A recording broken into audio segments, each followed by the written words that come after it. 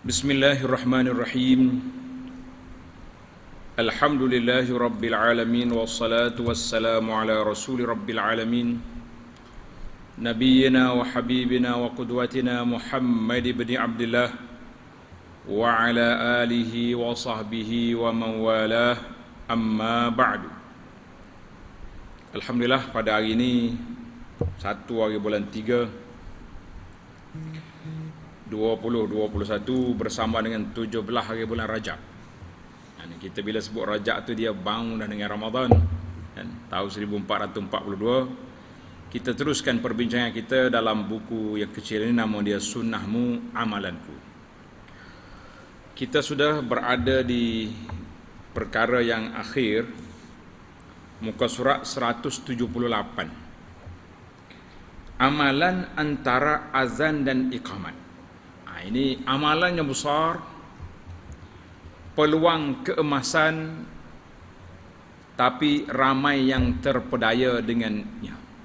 Maksud dianya, ramai orang tak tahu waktu comel, waktu mustajab, waktu sepatutnya kita bersimpuh di atas jadah kita, di sah awal. Tapi ada lagi yang masih lagi, sama ada dia tak mari terus, ataupun dia duduk berbuah-buah di tangga masjid. Kita kata ini satu kerugian yang besar. Mudah-mudahan para jemaah sekalian, dengan kita belajar, kita motivasi iman, menggilakkan iman kita ini. Mudah-mudahan semangat kita untuk mengihyakan amalan-amalan sunnah bainal azani wal iqamah, di antara azan dengan iqamat. Kita ni sebenarnya, orang kata pun gitu ya, kita hidup kita atas dunia ni antara azan dengan iqamat. Maknanya masa pendek. Mula-mula keluar daripada perut mak, diazankan. Tak lamanya solat demo. Orang tak qamat masa mati, tapi solat tak ada kan? Maknanya kita ni hidup di antara azan dengan iqamat. Maknanya antara azan dengan solat. Masa tu pendek. Ibarat kata masa pendek, lebih-lebih lagi umat Muhammad sallallahu alaihi wasallam ini jarang yang panjang umur. Kalau ada 100 orang apa masuk sahabat dia. Maknanya tak ramai. Baik, tengok nota kita. Soalan menarik juga dia. Selain solat sunat, ada jemaah duduk diam atau bersembang setelah azan dilaungkan. Tidak ramai yang memanfaatkan masa sebelum solat dengan ibadat. Minta berikan panduan amalan-amalan yang sunat dilakukan di antara azan dengan iqamat. Apakah amalan yang patut kita buat? Ini tajuk perbincangan kita pada kali ini, insya-Allah. Baik. Tengok dia punya muqaddimah. Antara azan dengan iqamat terdapat jarak waktu yang agak senggang. Berbeza-bezalah. Ada di antara 10 minit, ada yang 15 minit, ada yang 20 minit. Tempat kita ni jarang. Kalau di Arab tu memang, kalau subuh, azan dengan iqamat 20 minit. Azan dengan asar, azan dengan iqamat asar 20 minit. Sebab orang Arab ni dia qailulah tengah hari. Dia tidur. Kita sini tak ada qailulah. Maka yang pentingnya ada jarak, ada ruang masa untuk kita lakukan beberapa amalan sunnah yang kita akan sebut nanti, insya-Allah. Hal ini kerana salah satu hikmah, tanda tuan-tuan, hikmah azan. Kenapa azan tu berbeza dengan iqamat? Azan dilaung dengan suara yang kuat, Allahu Akbar. Kemudian tusanna diulang 2 kali, Allahu Akbar, Allahu Akbar, asyhadu an la, 2 kali ulang. Qamat sekali. Tengok. Antara hikmah azan adalah untuk panggilan untuk orang yang jauh supaya datang, dan orang yang berada di luar masjid supaya masuk, dan agar mereka bersiap-siap untuk datang melaksanakan solat berjamaah, memberi mereka waktu untuk berwuduk atau mandi bagi yang berjunub ataupun yang memerlukan mandi, dia bawa kerja contohnya, menukar pakaian, menyelesaikan hajat bagi yang punya hajat. Sebab Nabi kita larang menahan qada hajat solat. Kalau nak berasa nak, pergi dulu. Dan memberi masa untuk dia berjalan ke masjid. Manakala iqamah pula, kenapa dicepatkan? Maknanya tak ulang sekali ya, kecuali qarqamatus salah. Ialah panggilan kepada yang sudah berada di masjid. Bukan orang qamat baru nak lari ke masjid. Orang qamat kita sudah ada di dalam masjid. Itu yang sepatutnya. Sebagai pemberitahuan bahawa solat akan didirikan. Boleh bangun, boleh bersedia. Waktu sesingkat antara azan dengan iqamah ini sebaik-baiknya diisi dengan beberapa amalan. Sungguh singkat. Kita masih boleh mengambil kesempatan. Sungguh pun singkat, maknanya sekejap. Tapi kita boleh mengambil kesempatan untuk memperbanyakkan pahala, meninggikan darjat, insya-Allah. Baik. Antara amalan yang boleh kita lakukan, yang pertama, intizarus salah, menunggu salat. Kita mesti bersyukur kepada Allah Azza wa Jalla yang Maha Pemurah. Hatta bagi orang yang duduk di dalam masjid untuk menunggu salat pun, pahalanya diberi ganjaran seperti orang yang sedang salat. Sebagaimana hadis yang sahih yang telah disabdakan oleh Nabi sallallahu alaihi wasallam, banyak hadis. Yang pertama, daripada Abi Hurairah radhiyallahu anhu, sabda Nabi sallallahu alaihi wasallam, al malaikatu tusalli ala ahadikum ma dama fi musalla. Malaikat berterusan mendoakan ke atas seorang kamu selama dia berada di tempat solat. Malam yuhdis, selagi dia tidak berhadas. Mana kalau kita duduk sini tidak berhadas, malaikat tetap doakan kita. Apa dia kata? Allahumma ghfir lahu, Allahumma arhamhu, ya Allah berilah keampunan kepada orang ini, ya Allah beri rahmat pada dia. Subhanallah. Tuan-tuan yang duduk gini nih, malaikat duduk doakan kita. Nak kata nak doa malaikat? Nak, apakah mari masjid duduk luar tu. Jangan lari. Ni ada setengah orang ni lepas maya, pakat lari. Dia gimana? Sama ada hidup buah di kaki lima, atau pergi makan teh di sambil-sambil tengok berita perdana. Nak tengok berapa kawi hari ni ada, pedah enggak? Rugi. Duduk sini. Kemudian kata Nabi sallallahu alaihi wasallam, la yazalu ahadukum fi salatin ma damatis salatu tahbisuhu. Seorang itu berterusan meraih pahala salat selagi dia tak keluar daripada masjid kerana nak tunggu salat yang seterusnya. Allah. La yamna'hu an yanqaliba ila ahlihi illa salah. Tidak ada sebab yang menghalang dia nak balik ke rumah dia kecuali nak tunggu salat. Itu hadis yang pertama, rawahul Bukhari wa Muslim. Maka dalam hadis ini Nabi kata kita berterusan mendapat doa malaikat, mendapat pahala solat malam yuhdis, selagi tidak berhadas. Habis kalau berhadas, keluar ambil wuduk masuk balik. Tahiyatul masjid 2 rakaat, tunggu semula, sambung balik. Dalam riwayat Muslim, malam yu'zi fi, ingat molek. Malam yu'zi, selama dia tidak menyakiti orang lain di tempat itu. Apa dia menyakiti orang lain? Duduk dalam masjid, mengumpat lah, malaikat tutup buku. Takkan malaikat nak doa beri rahmat pada orang duduk mengumpat dalam masjid lah, balik. Itu satu ditafsir oleh ulama. Ataupun kita menyakiti orang lain dengan suara-suara bising. Orang duduk solat belah kita duduk buah. Ini ada juga lagi tu. Kalau nak buah, jangan duduk buah situ, pergi duduk belakang tu. Kalau ada masalah, ada benda yang kita nak bercakap contohnya, cakap pelan-pelan kalau perlu. Ataupun kita duduk belagu mengaji Quran, orang lain duduk lah. Baca sekadar kita dengar, orang lain juga dengar. Jangan menyakiti orang lain dengan apa-apa saja jenis menyakiti. Berdua syarat. Selama dia tidak menyakiti orang dan dia tidak batal wudu, maka pahala berterusan. Baik. Ada lagi hadis lain Nabi kita sallallahu alaihi wasallam, Nabi kata, "Wa intizarus salah ba'da salah fadzalikumur ribat." Menunggu solat kepada solat yang akan datang itu menunjukkan ar-ribat. Apa makna ribat? Suatu jihad, suatu perjuangan yang besar. Kita nak pergi perang lawan kafir, marah demo. Tak, kita duduk sini perang lawan nafsu, zalikumur ribat. Orang boleh duduk dalam masjid tenang-tenang, itu orang berjuang lawan siapa? lawan nafsu. Dalam siri yang lepas ana ada sebut kata-kata ulama, orang mukmin dengan masjid seperti sambung tak?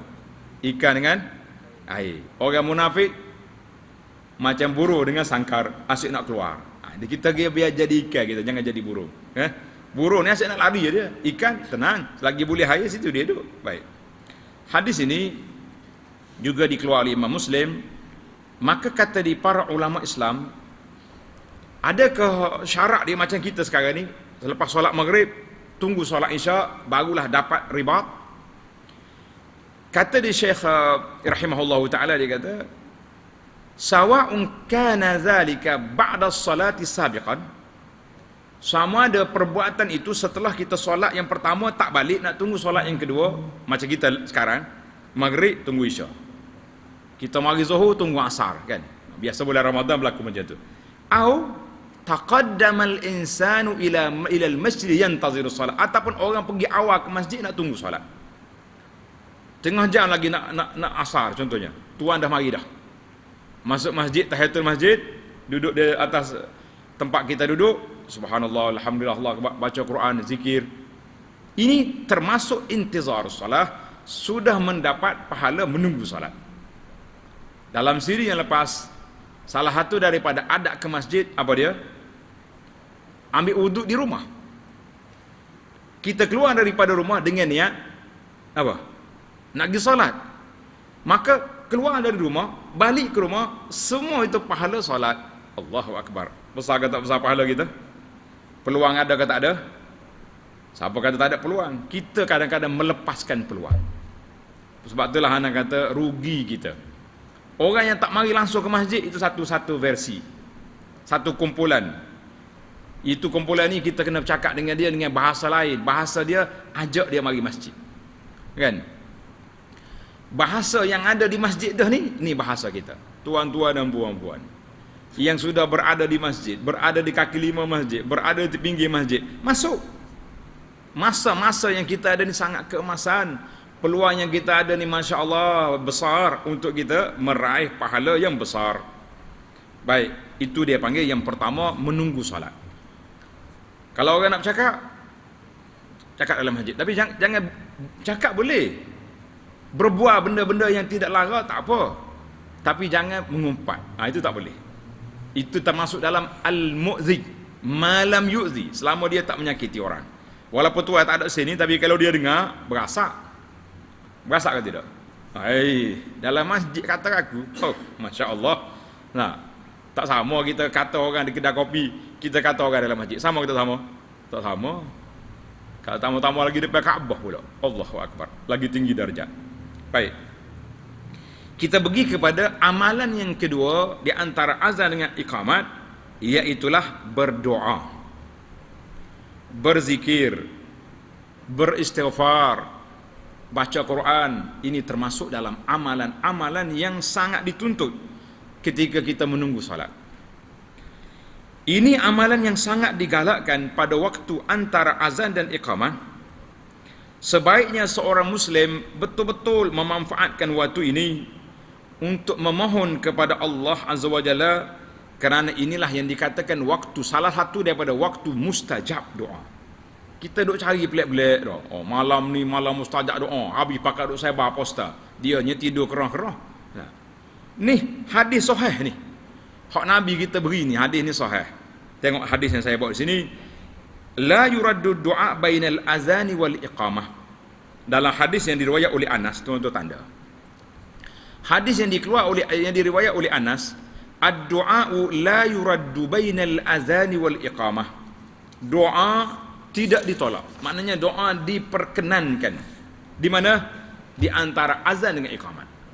Kalau kita ada masyarakat, kita ada benda-benda yang kita nak minta dengan Allah Azza wa Jalla, kita siap daripada rumah, ambil wuduk, siap mari masjid, lepas kita salat sunat qabliyah tu, doa sekali sampai ke imam keluar. Itu waktu mustajab. Ini sahih. Jangan terus duduk cari waktu pelik-pelik. Ini cari waktu tu, waktu ni, nak kata nak mustajab. Baik. Ada dalam riwayat ini, qalu famaza naqulu ya Rasulullah. Tanda ni, apakah kita nak minta di antara azan dengan iqamah? Minta kaya, nak minta balak, minta projek, Nah, minta subsidi ke minta apa? Nabi aja permohonan yang cukup tinggi. Dapat yang ni seolah-olah dunia dalam poket kita. Apa dia Nabi kita aja? Tanda tuan-tuan. Qala sallallahu alaihi wasallam salullahal afiyata fid dunya wal akhirah. Nabi kata mintalah afiat. Apa dia afiat? Keselamatan, kesejahteraan di dunia dan di akhirat. Tu minta. Kalau Nabi sebut benda-benda yang kecil, kita duk minta tu lah. Nabi kata minta kesejahteraan dunia dan akhirat, semua masuk. Jadi kalau kita duduk, aku tak ingatlah doa ni. Rabbana atina fid dunya hasanah wa fil akhirati hasanah wa qina azabannar. Ingat ke tak ingat? Itulah doa dia di antaralah. Hadis ni riwayat Anas dikeluar oleh Imam Tirmizi. Kata di muhakkik dia sanaduhu hasan. Baik para jemaah sekalian, maknanya doa dan Abu Daud dan lain-lain, doa ini di antara doa yang tempat yang mustajab doa di mana antara azan dengan iqamat. Banyak lagi lah tempat-tempat mustajab doa, di antaranya hari Jumaat waktu khatib mimbar sampai sudah solat kan. Selepas asar hari Jumaat sampai maghrib, itu waktu 1/3 akhir malam, waktu buka puasa, doa orang yang dizalimi, itu semua di antara doa-doa yang mustajab doa. Tapi salah satu daripada doa nih tempat kita ini antara azan dengan iqamah. Antara azan dengan iqamah. Jadi dalam hadis ni bila sahabat radhiyallahu anhum tanya Nabi sallallahu alaihi wasallam, kita nak minta apa? Nabi jawab sepatah, sallallahu al-afiyah fid dunya wal akhirah. Minta apa-apa pun. Yang pentingnya apa hajat kita dipersilakan minta. Apakah rahsia? Tanda tuan-tuan. Sikit kita bongkar rahsia sini. Mengapa salah satu daripada tempat mustajab doa di sini? Kata di para ulama di antaranya sebab-sebab mustajab doa, yang pertama fadluz zaman, kelebihan masa. Masa kita duduk ni dia panggil jauh rauhani. Suasana penuh kerohanian. Kan kita tunggu solat ni, mari pula dengan berwudu, dengan pakaian cantik, bersedia untuk menghadap Allah Azza wa Jalla, itu dia panggil zaman. Seperti juga bulan Ramadan, hari Jumaat, itu semua dia masa. Yang kedua, sebab yang kedua fadlul makan, kemuliaan tempat. Dan ingat dalam seri yang lepas, tempat yang disukai oleh Allah Azza wa Jalla di mana? Masjid. Tempat Tuhan tak suka, pasar. Nah, kita dah huraf panjang dah. Sebab yang ketiga, sifatud da'i, orang yang berdoa sendiri itu, dia doa dengan mulut, dia doa dengan hati, dia doa dengan perasaan, ke dia doa main-main? Lain. Kita bila kita berhajat, kita minta sungguh-sungguh, kita nak, betul tak? Ya Rabbi, air mata bercucuran. Kalau kita suruh orang berdoa, dia tengok muka kita, dia tu minta doa, deras sikit bunyi. Tak sama. Ini kita doa daripada lubuk hati. Dia panggil sifatud da'i. Sifat orang berdoa tu, dia contohnya dia sangat murhajat. Dia dizalimi. Dia orang musafir. Dia bapa, dia ibu. Dia orang yang soleh. Maknanya orang yang berdoa itu sendiri itu juga menjadi salah satu daripada mekanisme istijabatul doa. Yang keempat, sifat berdoa. Kita kena doa tu dengan mula dengan alhamdulillah, selawat kepada Nabi sallallahu alaihi wasallam. Kemudian kita doa yang baik-baik, jangan doa nak suruh mati orang, jangan doa nak suruh biar mampu kawat lah. Qati'atur rahim, nak suruh putus silaturahim, itu tidak doa. Jangan doa yang mustahil, tak boleh. Ya Allah ya Tuhanku, berasa nak jadi muda semula, boleh. Itu dia panggil doa mustahil. Ataupun oleh kerana tidak ada lagi Nabi di akhir zaman latih saya lah, jangan doa benda mustahil. Kita doa yang sesuai dengan kita, maka itu di antara doa yang kita kena ada. Kemudian yang kelima, zawalul mawani, tidak adalah tegahan, benda yang menghalang doa kita. Allah, sudahlah. Apa dia di antara benda yang terhalangnya doa kita, sebagaimana kata di para ulama Islam, iaitu makanan yang haram. Ini bahaya. Bila makanan yang haram, itu dia panggil mawani', seperti makan riba. Saya ni tak pernah mencuri daripada budak lagi. Betul. Awak berniaga tu ambil mana fulus? Pinjam dengan ceti. Tak kira lah ceti halal ke ceti haram. Ahlu tu ceti haram. Ceti lain tu ceti hak riba tu. Hak tu tak haram tu. Dengan kerajaan, tapi haram dengan Tuhan. Nah, cotek pihak apa duduk di bank riba. Hari ni sahabat-sahabat kita buat kajian tentang duit KWSP. 80% lagi orang Islam tak pindah duit dia kepada KWSP yang ada Islami. Kenapa kita tak pindah? Sombong sangat kita dengan Tuhan. Subhanallah. Sebabnya yang Islami dia punya peratus buat dividen dia 49. Hak kafir sebut kafir lah sebenarnya. Nah, hak tidak Islam ni kafir dua tu. Nah. Komisioner dia panggil 50 lebih. Nak apa tika sikit? Neraka duk tunggu. Tak kata orang tak berbaloi dengan apa yang kita dapat. Kempen anak-anak kita yang kerja, cucu-cucu kita sendiri tengok. Aku ni duit masih lagi dalam bak hak sudah pindah ke hak Islami ke tidak? Bertanggungjawab tuan-tuan di hadapan Allah.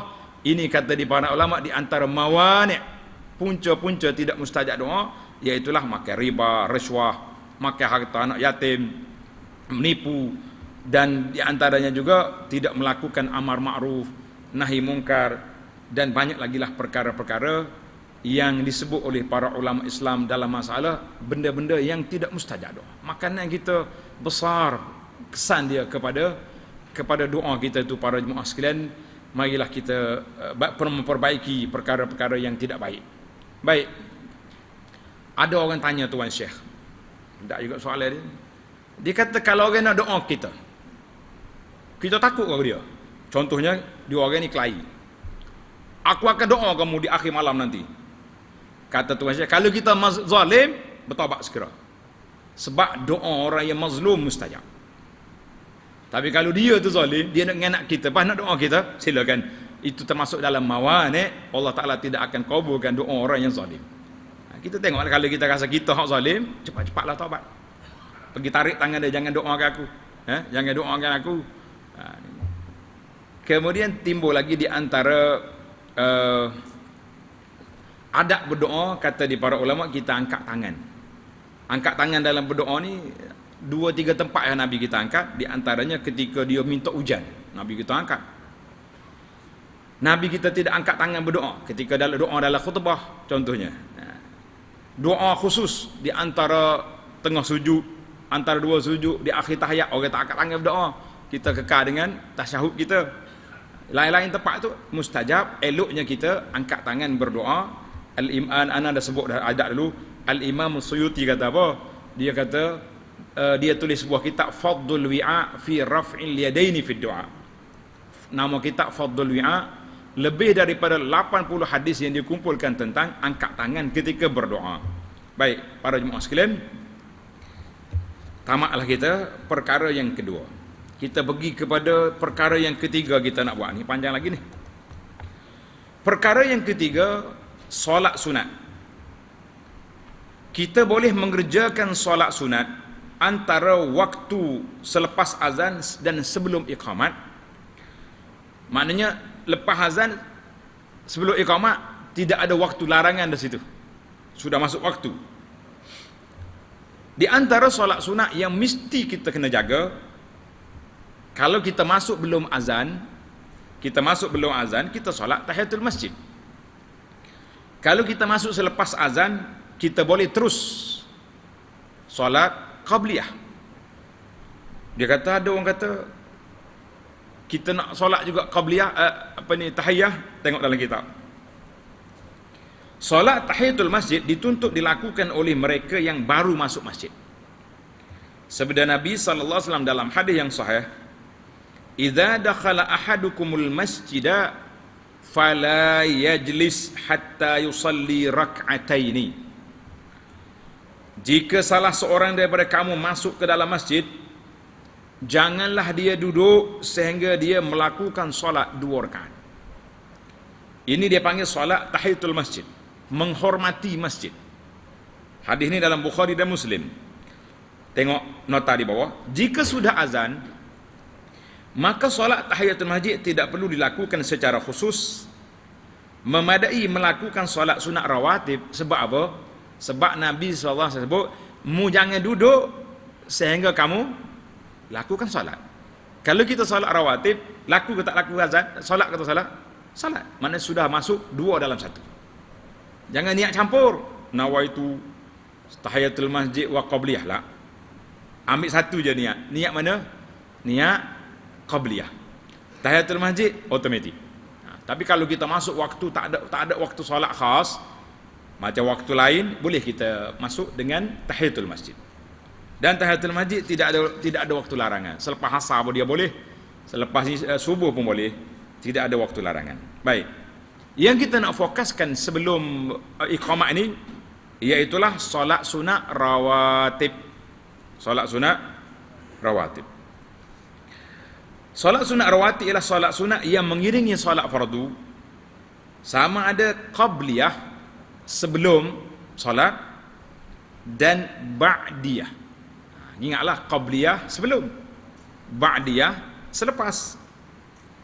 Abdullah bin Umar radhiyallahu anhuma meriwayatkan hadis, hafiztu minan nabiy sallallahu alaihi wasallam 10 raka'atin. Dia kata, aku hafal daripada amalan Nabi sallallahu alaihi wasallam 10 rakaat. Raka'ataini qabla zuhri, 2 rakaat belum zuhur. Wa raka'ataini ba'daha, 2 selepas zuhur. Wa raka'ataini ba'dal maghrib fi baitihi, 2 rakaat lepas maghrib Nabi balik solat di rumah dia. Rumah dia tepi tu ya. 2 langkah yang masuk rumah. Wa raka'ataini ba'dal isya fi baitihi, 2 rakaat lepas isya di rumah dia. Wa raka'ataini qabla salati subhi, 2 rakaat sebelum subuh. Hadis ini dalam Bukhari. Baik. Yang kita duk kempen dalam projek mega kita tu, tuan-tuan tanda. Itu dia panggil hadis Ummu Habibah.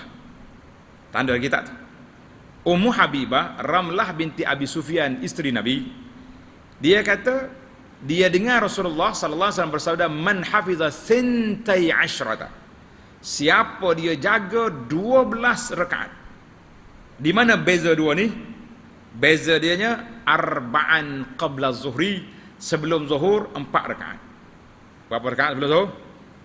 4. Tanda ada kita tu. Takut dia main ada 10 ni, pakai jadi waktu. Ada. Maknanya hadis Ummu Habibah 4 sebelum zuhur. Yang lain sama. Kalau kita dapat 12 rakaat, apa kelebihan? Allah SWT akan bina untuk dia sebuah mahligai dalam syurga. Nak kata nak kita? Nak. Baik. Para hadis itu dalam Muslim, para ulama mencampur dua hadis ni, jamak. Dia kata seafdalnya kita berpegang dengan yang 12. Sebab ada ziyadah, ada tambahan yang sahih. Sekiranya darurat tak cukup, insya-Allah kita pegang dengan hadis Ibnu Umar yang kata 10. Tapi hak kata dapat baitum fil jannah, itu hadis Ummu Habibah yang 12 rakaat. Jadi para jemaah sekalian, seeloknya jangan kurang daripada 12 rakaat. Tak sempat, kita pegang dengan Ibnu Umar 10 rakaat. Mudah-mudahan 10 pun dapat juga banglo. Manakala tidak sebesar hak 12 pun dapat juga sebuah. Daripada tak dapat, kita kata alhamdulillah. Ini dia panggil solat sunat rawatib muakkadah. Tanda itu. Solat sunat rawatib ni ada bagi dua. Satu solat sunat rawatib yang tidak muakkad, satu lagi solat sunat rawatib yang muakkad. Ana ada bagi dah risalah kepada tuan-tuan dulu. Tajuk dia solat sunat rawatib. Risalah tu ada dah dalam buku ada tu. Nah, baca ke tidak tu cerita lain. Tak apa tak baca pun asal kau buat kan. Maka kita nak jaga 12 rakaat untuk dapat projek mega mahligai dalam syurga insya-Allah. Baik. Timbul lagi soalan ni, sebelum asar tak cerita, sebelum maghrib tak bagi tahu, sebelum isya tak royak. Betul tak? Tengok perkara yang ketiga dalam kitab kita ni. Solat antara azan dan iqamah. Bagi solat-solat fardu yang tidak ada sunat qabliyah rawatib yang muakkadah, maknanya yang kuat, ada disyariatkan untuk melakukan solat sunat antara azan dengan iqaman sebagaimana sabda Nabi sallallahu alaihi wasallam. Nabi kata baina kulli azanaini salah, baina kulli azanaini salah, qala fi salisati liman syaa. Tengok, Nabi kata di antara azan dengan iqamat solat. Mana solat sunat qabliyah. Nabi ulang sekali lagi. Kemudian Nabi kita kata liman syaa, siapa nak buat buat. Maknanya tuntutan di sini sunnah.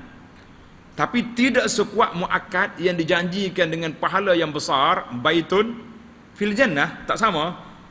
Yang pentingnya tuan-tuan, hadis ini dikeluarkan oleh Imam Bukhari dan juga Muslim. Kita kena ambil daripada Abdullah bin Mughaffal. Nabi kita bersabda, di antara azan dengan iqamat ada solat. Baik. Dalam hadis lain disebut, kerjakanlah 2 rakaat sebelum maghrib. Maghrib walaupun tak masuk dalam muakkad, tapi elok kita solat. Tengok dalam hadis yang dikeluar oleh Imam Muslim daripada Anas radhiyallahu an, Anas bin Malik, dia kata apa? Kunna bil Madinah. Kami di Madinah. Kami berada di Madinah. Fa iza azana al muazzin li salatil maghrib, apabila muazzin azan solat maghrib, bila muazzin azan solat maghrib apa jadi? Ibtadarus sawari faraka'u raka'ataini. Sahabat-sahabat pergi mencari tiang. Untuk apa dia jadi tiang? Nak jadikan sutrah. Dia tak mau solat tengah laluan orang. Sebab maghrib ni orang nak masuk cepat. Jadi kita nak solat maghrib, nak solat qabliyah, kita pergi cari ruang yang kita boleh buat sutrah. Mana tiang lah. Ataupun tuan-tuan langsung ke depan. Mari kau sarpai orang tak langgar dah kita. Orang langgar di dekat pintu kan. Itu menunjukkan bahawa hadis kita ni menunjukkan bahawa solat sebelum maghrib itu disyariatkan. Boleh kita buat. Jangan tak buat. Yang ada setengah masjid ni saya pergi, dia tak limak kita. Ustaz, masjid kami ni tak solat qabliyah maghrib. Lepas azan terus iqamah. Saya kata kenapa? Sebab kita nak ceramah ke malam ni? Ya tak, memang sini tempat kita sebab Nabi tak buat. Kita kata sedap juga ayat dia tu. Patutnya dia tanya, Ustaz, dah masjid kami ni tak solat belum maghrib. Boleh beri penerangan malam dalam kuliah? Bagus sedap ayat. Ni dia tak limak kita pula. Kata saya ikutlah. Muka masjid demo kah? Ya, saya ikut ya kata. Maknanya kita bangun tu pakai berdiri. Lepas azan dia iqamat. Tapi dalam hadis ni Nabi sebut di antara azan dengan iqamat ada solat. Maka kita buatlah, jangan duduk malas sangat kita ni. Kecuali kita mari lambat dah, orang nak qamat dah, tunggulah sekejap. Dan Nabi sebut dalam hadis tadi, Nabi kata liman syaa, siapa dia nak. Mana kalau orang tak nak, kita tak sedut cerca dia lah, kata oh, malah dia ni, biarlah. Dan dia tak mahu macam mana. Boleh jadi dia rasa dia banyak pahala dah. Gitulah kita main orang hak malah ni, kita kata boleh jadi awak ni banyak pahala kali. Saya pun no komen lah. Tapi saya kurang pahala, saya nak solat. Bismillah. Allahu Akbar, kita solat. Hal ini tengok ni, Nabi kata apa? Hal ini kerana Nabi sallallahu alaihi wasallam khawatir umatnya akan menjadikannya sebagai kebiasaan yang mesti dikerjakan, macam rawat muakkad juga. Oleh kerana dia tidak muakkad, Nabi kata liman syaa, siapa dia nak. Para sahabat Nabi radhiyallahu anhu berselisih pendapat mengenai solat sebelum maghrib. Sebahagian berpendapat bahawa solat sebelum maghrib tidak ada. Namun diriwayatkan juga daripada ramai para sahabat bahawa mereka melakukan solat 2 rakaat sebelum maghrib, iaitu di antara azan dengan iqamah. Siapa dia riwayat? Anas bagi tahu tadi, kunna bil Madinah. Ingat, kami di Madinah dulu, lepas azan berebut para sahabat ni pergi cari tiang, pakat nak solat qabliyah. Imam Ahmad dan Ishaq bin Rahawai, Ahmad tu mana Imam Ahmad, tulis. Penerbit ni dia nak ringkas. Jika seseorang mengerjakannya, maka itu satu kebaikan. Mereka menganggap bahawa hukumnya adalah sunat. Sunat itu berlaku. Baik. Timbul lagi soalan, sebelum maghrib ada hadis. Sebelum isya termasuk dalam hadis tadi, baina kulli azana ini salat. Mari ramai kita hari ni sunat qabliyah Jumaat, ada ke tak ada? Khilaf. Ada ulama katakan termasuk dalam baina kulli azanaini salat. Salatlah. Oh, dia kata tak ada zaman Nabi. Memang tak ada zaman Nabi. Sebab apa tak ada zaman Nabi? Sebab Rasulullah sallallahu alaihi wasallam azan sekali. Dia azan sekali, masuk waktu Nabi datang mimbar, azan, mana nak solat yang kedua? Mana nak solat lepas pada azan? Tidak ada. Kemudian azan yang kedua ni bila timbul? Zaman Sayyidina Uthman radhiyallahu anhu, bila orang mari lambat masjid, Uthman tambah satu lagi azan di pasar supaya nak gerakkan orang masuk dalam masjid cepat. Jadi kita hari ni pula azan yang pertama kita sudah masuk waktu. Jadi kita bolehlah solat pada waktu itu, sama ada orang baru masuk dia boleh solat qabliyah atau dia solat tahiyatul masjid, dua-duanya masih. Baik, timbul lagi solat sebelum asar. Tanda sini. Solat sebelum asar ada hadis khas. Dalam hadis yang diriwayatkan oleh Abdullah bin Umar radhiyallahu anhuma, sabda Nabi sallallahu alaihi wasallam, rahimallahu ra'an shalla qabla al-'asri arba'an. Rahimallahu ra'an shalla qabla al-'asri arba'an. Allah Taala lah bagi rahmat kepada seorang hamba yang melakukan solat sunat sebelum asar 4 rakaat. Berapa rakaat? 4 rakaat. Kita buat ke tak buat? Tak apa nak jawab. Dia kata tak masuk dalam package. Betul, tapi ada hadis khas. Hadis khas tentang solat asar. Dalam hadis ini dikeluar oleh Imam Abu Daud, Tirmizi, Imam Ahmad dan lain-lain. Maka Nabi kita salah menggalakkan. Bila Nabi doa, rahimallah, Allah Ta'ala bagi rahmat kepada umat aku yang solat qabliyah sebelum asar 4 rakaat. Kita nak rahmat ke tidak? Nak masuk dalam doa Nabi ke tidak? Nak? Buat. Tidak muakkad. Kita tidak kata muakkad, tapi dia termasuk dalam sunnah. Dia termasuk dalam amalan yang digalakkan. Dia termasuk dalam doa Nabi sallallahu alaihi wasallam kepada umatnya. Maka timbul lagi soalan, berapa 4 rakaat tadi macam mana?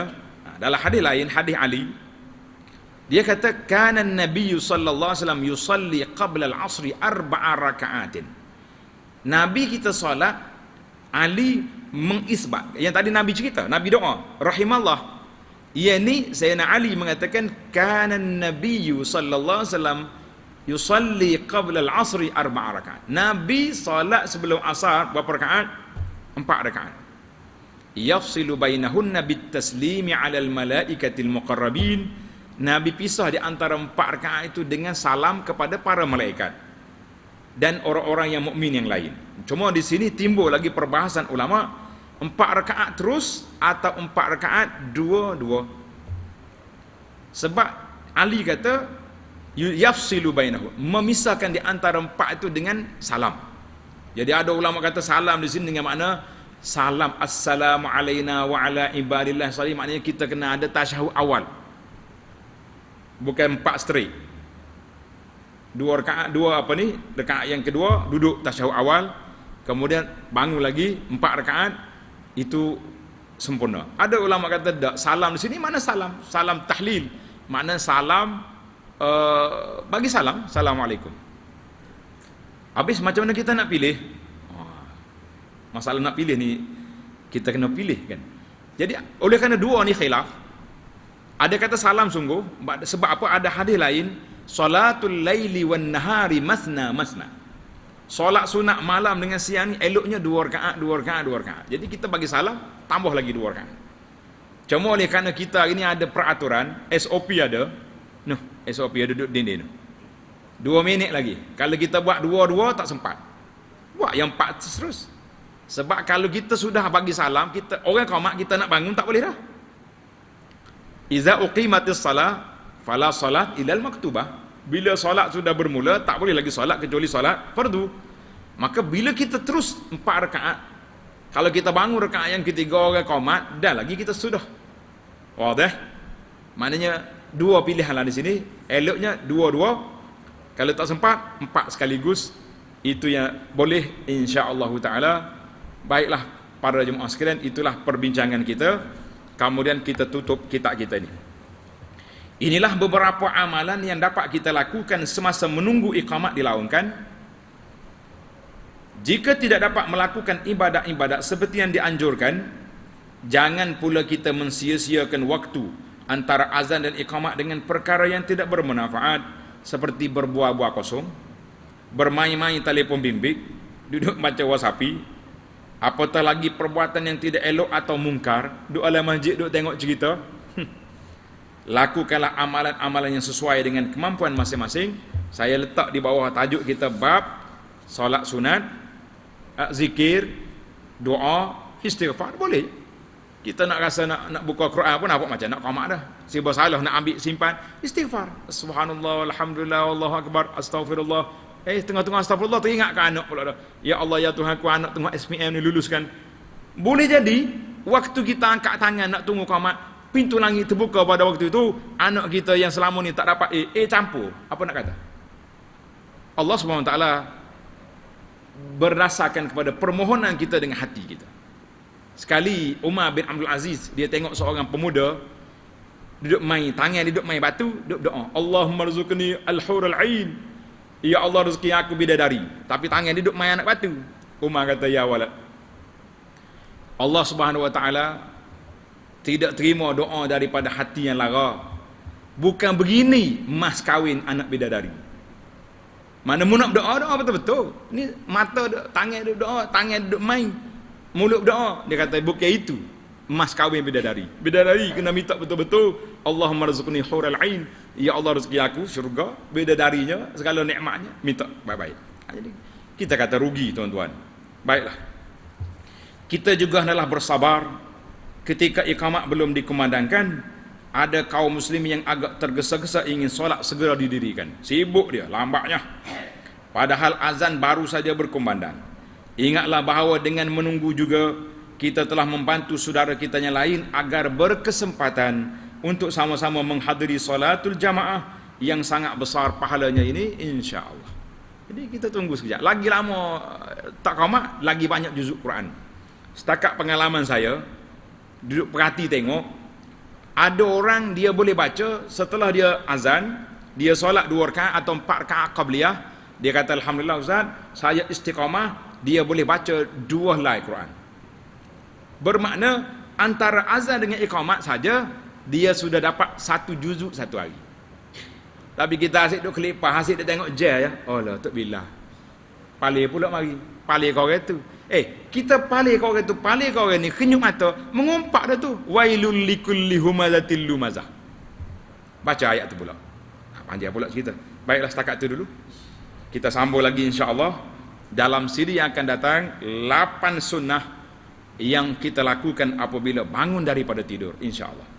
Kita ni makin yakin, makin menarik, insya-Allah. Habis ni kita sambung hal lain pula. Subhanakallahumma wa bihamdika asyhadu an la ilaha illa anta astaghfiruka wa atubu ilaik. Wa sallallahu ala nabiyyina Muhammad wa ala alihi wa sahbihi ajma'in. Walhamdulillahi rabbil alamin. Wassalamu alaikum warahmatullahi wabarakatuh.